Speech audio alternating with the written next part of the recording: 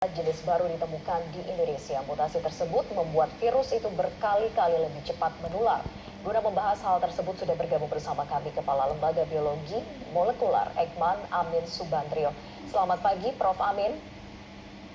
Selamat pagi Mbak Vera. Ya, Prof. Amin, kami ingin mengkonfirmasi apakah benar Lembaga Eijkman ini telah melakukan pengujian dan ditemukan adanya mutasi virus corona baru yang ada di Indonesia yang bahkan lebih ganas dan lebih cepat menular. Ya, jadi kami menganalisis 22 whole genome sequence yang sudah disubmit oleh teman-teman kita dari Surabaya, dari UNER, dari Bandung, dari Jogja, dan dari Jakarta juga, dari 22 whole genome sequence yang sudah disubmit itu dari Indonesia. Ternyata ada 8 diantaranya yang membawa mutasi di 614G tersebut. Dan itu yang pertama kali yang ditemukan oleh ditemukan dari Surabaya oleh teman kita di ITD UNER. Itu dilaporkan bulan Mei yang lalu, dan isolatnya itu diperoleh bulan April. Nah, jadi untuk sampelnya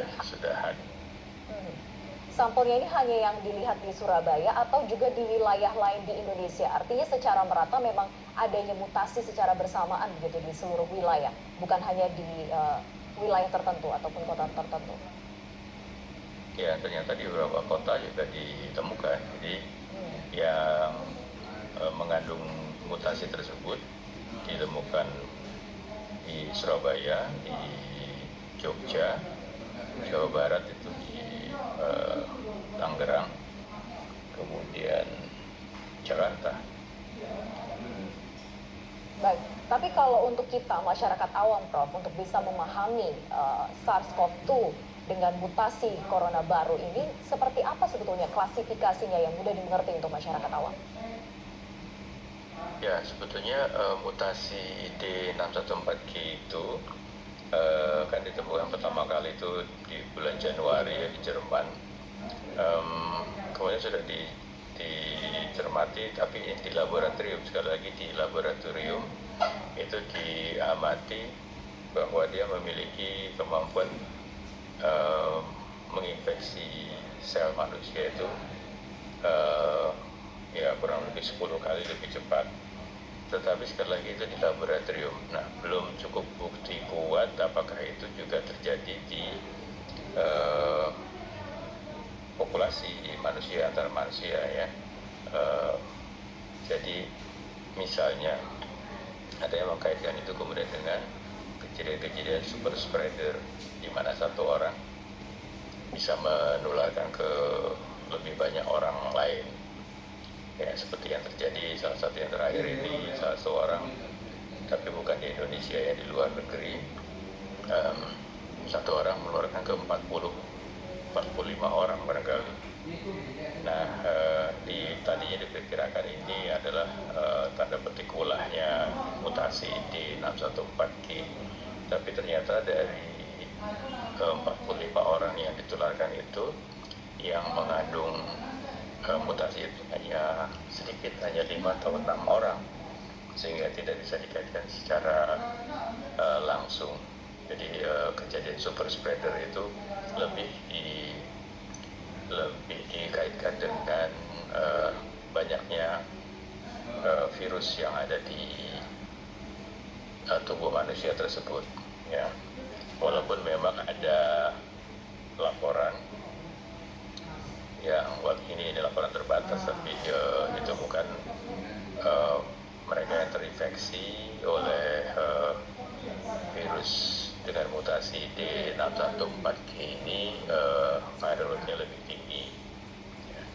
Tapi sekali lagi belum cukup kuat bukti untuk menyatakan bahwa ini kemudian dikaitkan dengan betul-betul di lapangan ya, secara epidemiologi dikaitkan dengan meningkatnya penyebaran. Prof, lalu kemudian kemudian bagaimana cara untuk bisa membuktikan ini? Tadi kan dikatakan bahwa sudah terbukti di laboratorium begitu. Ini memang mempunyai mutasi yang 10 kali lebih cepat untuk penularannya. Bagaimana membuktikan ini ke pasien positif COVID-19? Ya, tentu kita mesti mencermati secara epidemiologi apakah memang satu terjadi yang tadi fenomena super spreader itu semakin banyak, misalnya dari satu kasus menyebar ke lebih banyak orang dan dalam waktu yang lebih singkat. Yang kedua, kita harus membuktikan bahwa memang itu dikaitkan dengan mutasi D614G. Tetapi bagi masyarakat itu tentu tidak bisa diamati sendiri. Buat ke kami sebenarnya kalau boleh memberi saran ke masyarakat, yang penting bukan mencari D614 ini buat masyarakat ya. Bukan mencari mutasi itu, tetapi bagaimana kita memutuskan rantai penularan itu, dan itu tidak berubah. Jadi protokol kesehatan yang harus kita lakukan dengan mutasi tetap aja harus lakukan 3M itu, harus pakai masker, cuci tangan, dan jaga jarak. Apakah bisa dimungkinkan, Prof, ketika melihat gejala klinis yang dialami oleh tiap-tiap pasien positif COVID-19 sehingga bisa diklasifikasikan, oh ini merupakan mutasi dari corona baru? Mutasi D614 ini tidak memengaruhi gejala klinis, tidak memengaruhi berat ringannya penyakit, dan juga tidak memengaruhi pengembangan vaksin. Baik. Tapi kalau dilihat dari tingkat risikonya, Prof, sejauh mana bahayanya mutasi corona baru ini? Ya, tentu bahaya yang saat ini kita lihat karena dia berpotensi menyebar ke lebih cepat. Tapi sekali lagi itu masih harus kita buktikan secara ilmiah ya di lapangan atau secara epidemiologi. Kecepatan menginfeksi itu diamatinya kan di laboratorium. Jadi belum tentu itu juga berkaitan dengan kecepatan penyebaran. Ya, jadi ini baru kecepatan menginfeksi sel manusia 10 kali lebih cepat.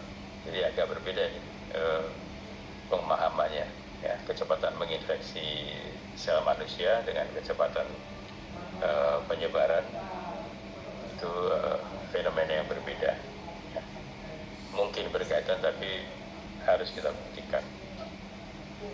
Selain tingkat penularannya yang tinggi, tapi apakah juga bagi pasien yang positif ini yang terbawa mutasi corona baru, apakah juga lebih cepat menginfeksi seluruh bagian tubuhnya sendiri? Sekali lagi, mutasi ini tidak memengaruhi berat ringannya kadar klinisnya. Jadi memang ditemukan di misalnya pasien yang dengan mutasi ini kita swab, ya, kemudian dibandingkan dengan pasien-pasien lain yang tidak ada mutasinya, secara